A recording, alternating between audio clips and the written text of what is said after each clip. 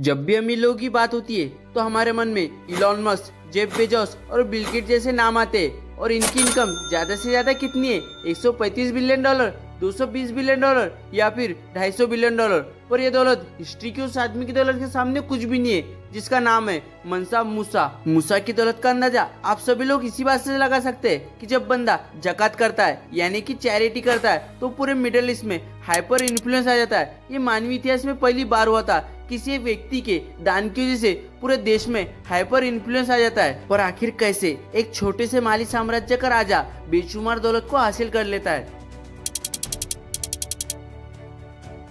कहानी की शुरुआत 1312 में मंसा अबू बकर के राज्य विस्तार नीति के साथ शुरू होती है। दरअसल मैं आप सभी को बता दूं, मंसा शब्द का अर्थ सुल्तान होता है, जो कि माली साम्राज्य में हर राजा के नाम के सामने लगाया जाता है। अबू बकर की इच्छा थी समुद्र के उस पार की दुनिया को देखकर उस पर भी अपना वर्चस्व बनाने की। इसके लिए वो एक दिन करीब 200 से 300 सैनिकों से भरी और 100 खाने पीने के सामान के साथ भरी कश्तियों को उस पार भेजता है। पर दिन बीतते जा रहे थे, कोई भी कश्ती अब तक वापस नहीं आई थी। अब अबू बकर का सबर का बांध टूटते जा रहा था। इसलिए अबू बकर एक दिन खुद समुद्र के उस पार जाने के लिए तैयार हो गए। वो अपने साथ कई सैनिक और खाने पीने के सामान के साथ समुद्र के उस पार के छोर का पता लगाने के लिए निकल पड़े। लेकिन निकलने से पहले अबू बकर एज ए केयरटेकर मूसा को माली साम्राज्य का मंसा बना गए। लेकिन कई साल बीत गए, अबू बकर का कुछ अता पता नहीं था। इसलिए केयरटेकर मंसा राज्य का परमानेंट राजा बन जाता है।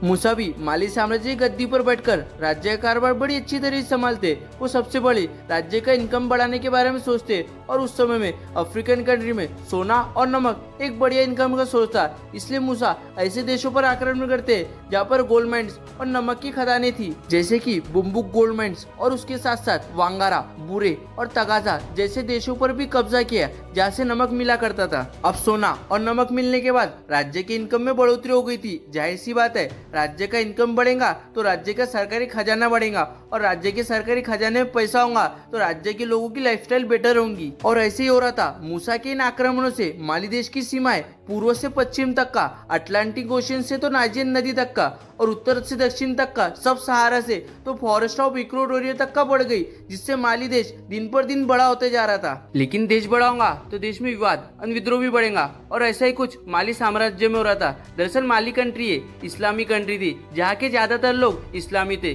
पर कुछ इलाके ऐसे भी थे जहाँ की जनसंख्या इस्लाम धर्म को नहीं मानती थी। उसमें से एक कबीला था बम्बुक माइनर्स का, जिन्होंने इस्लाम धर्म के खिलाफ प्रोटेस्ट किया। पर मूसा की इतनी विशाल सेना के आगे ये विद्रोह का टिक पाता। मूसा ने अपनी सेना के दम पर ये विद्रोह दबा दिया, पर उन्हें उसने मारा नहीं, क्योंकि उसे पता था अगर उसे लंबे समय तक का राज करना है तो उसे सारे धर्मों के लोगों को एक साथ लेकर चलना पड़ेगा। इसीलिए जो माली साम्राज्य एक इस्लामी देश था, पर फिर भी वहाँ कुरान के कोई भी कानून लागू नहीं होते थे। इससे माली साम्राज्य में सारे धर्म के लोग साथ साथ रहा करते थे और खुश रहा करते थे, जिससे माली साम्राज्य की अर्थव्यवस्था दिन पर दिन बढ़ती जा रही थी। और मंसा मूसा उसे एक लेवल अप ले जाने के लिए कोई कसर नहीं छोड़ना चाहते थे। इसलिए सोने और नमक के एक्सपोर्ट पर भारी भरकम टैक्स लगाते, जिससे माली साम्राज्य का टैक्स रेवेन्यू साल दर साल बढ़ता जा रहा था। दरअसल सोना माली देश को तब भी सबसे ज्यादा पैसा कमा कर दिया करता था, और आज भी माली देश अफ्रीका का चौथा सबसे बड़ा गोल्ड प्रोड्यूसर है। और दूसरी ओर नमक की खदान और कोला फल मूसा को अच्छा खासा रेवेन्यू जनरेट कर दिया करता था, क्योंकि सहारा जैसे रेगिस्तान में खाने पीने की वस्तुओं को प्रोटेक्ट करने के लिए नमक का इस्तेमाल किया जाता था, और कोला फल रेगिस्तान में लंबे समय तक का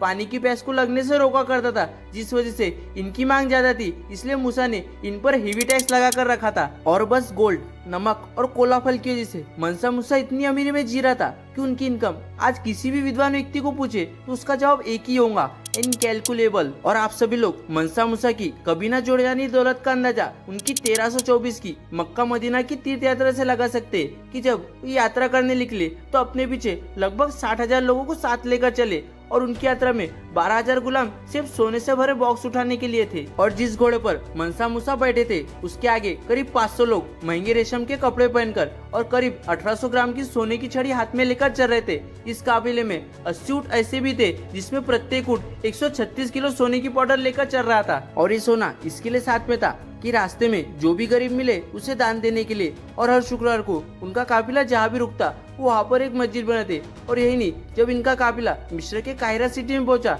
तो वहाँ की गरीबी देखकर मनसा मूसा बहुत प्रेरित हो गए और कई दिनों तक वहाँ पर रुककर सोने का दान किया, जिससे मिस्र देश में महंगाई बढ़ गई, जिसको अपनी जगहों पर वापस आने के लिए 15 साल लग गए। तो आप लोग सोच ही सकते होंगे किस लेवल की चैरिटी मूसा ने वहाँ पर की होंगी। माली पर लगभग 25 साल शासन करने के बाद 1337 में उनकी मृत्यु हो गई और दुर्भाग्य से उनकी मृत्यु के बाद साम्राज्य को कोई ठीक ढंग से संभाल नहीं पाया और आपस में मनसा बनने के लिए गृहयुद्ध करने लगे। और मूसा की यात्रा के दौरान दुनिया को माली देश की अपार संपत्ति के बारे में पता चल गया, जिस वजह से विदेशी ताकत उस पर कब्जा करने के लिए आक्रमण करने लगे और धीरे धीरे माली साम्राज्य का अंत हो गया। और आज माली देश दुनिया के कई गरीब देशों में से एक है। दोस्तों, वीडियो अच्छा लगा होगा तो वीडियो को लाइक करो, शेयर करो और इंस्पायरिंग बायोग्राफी और बिजनेस स्टोरी देखने के लिए चैनल को सब्सक्राइब करो। जय हिंद।